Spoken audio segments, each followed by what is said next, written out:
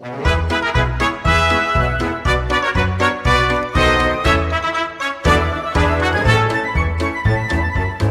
the early 18th century, a geopolitical spark thousands of miles away could send a shockwave across oceans, dictating the survival of distant colonial outposts.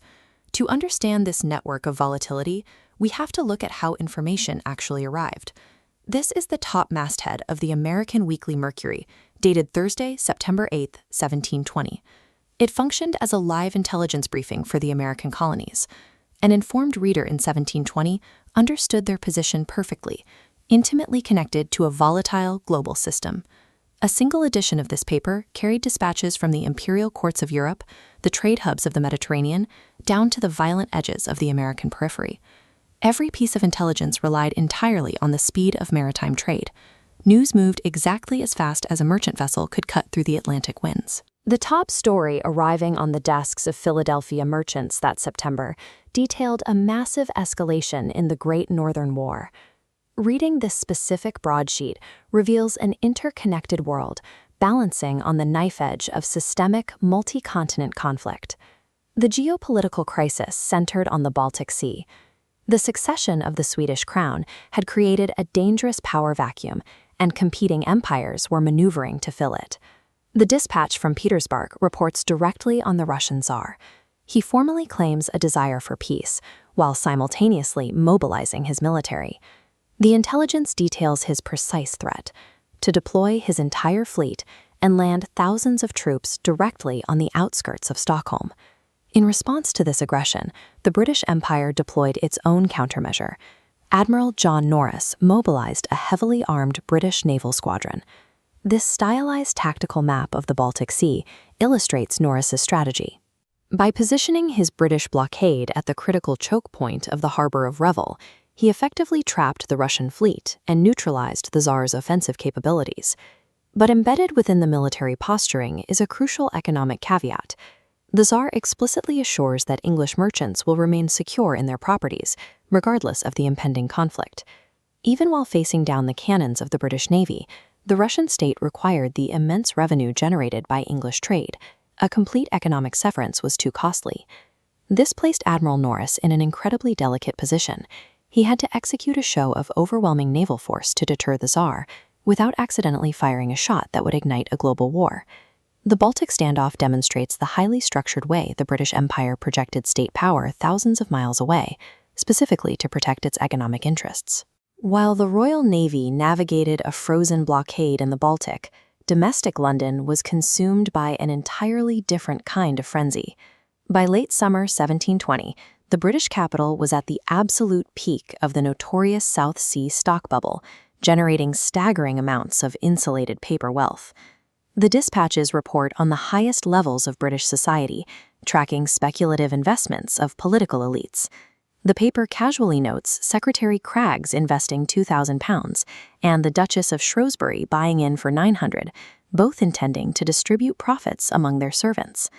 This bar chart puts that wealth into perspective. A £2,000 investment in 1720 towers over the microscopic sliver that represents a standard laborer's annual wage of roughly £20. This overflowing capital facilitated the casual buying and selling of imperial power. The same column notes Captain Calvert purchasing an appointment as the governor of Maryland. The political center of the empire was temporarily insulated by unprecedented, highly fragile paper wealth, funding philanthropy and political patronage while its fleets operated on the edges of the map. Taxing and moving that immense wealth across hostile oceans required strict legal enforcement, a system that frequently clashed with reality. The Mercury reports on a fierce legal dispute involving a zealous customs officer named Mr. Etheridge. Etheridge seized a merchant ship from Venice, arguing it unlawfully imported brass cannons. But the proprietor's defense explicitly stated the heavy artillery was mounted and used against the Spaniards during his voyage. A Mediterranean trade route in 1720 was deeply hazardous. Merchant vessels navigating past Spanish territory required serious military-grade armaments simply to survive. The jury completely rejected the Crown's argument, siding entirely with the heavily armed independent merchant over the state's customs official. The court then levied a massive £1,000 financial penalty directly against the overstepping customs officer.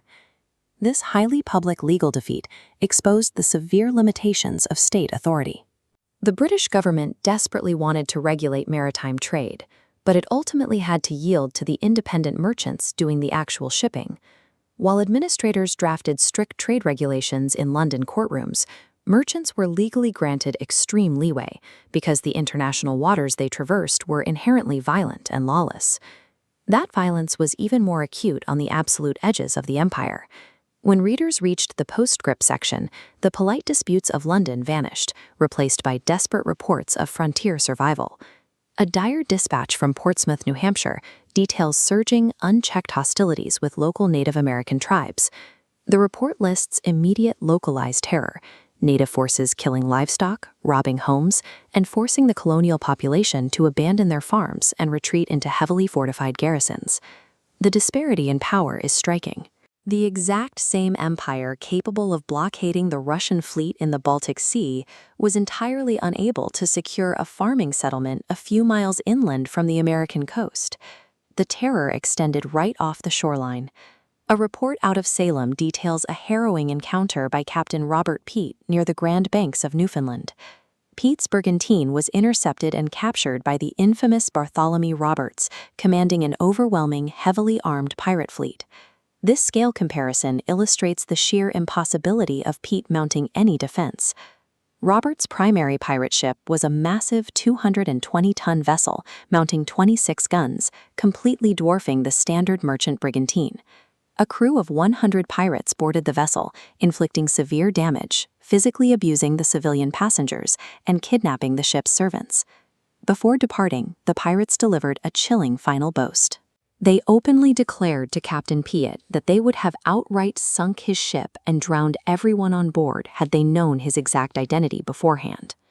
On the colonial periphery, the illusion of imperial protection evaporated completely. Citizens and merchants were left completely exposed, facing unmitigated, hyper-violent anarchy on their own.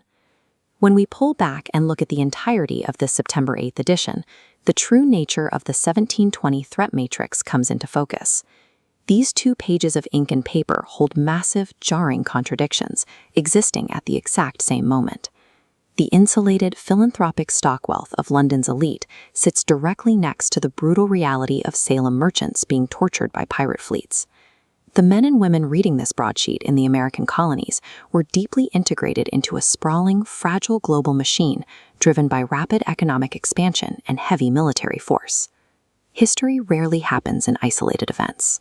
It operates as a synchronized network of political power, staggering wealth, and sudden terror, all of it captured perfectly in the ink of a single Thursday in September. The Daily Dispatch, history in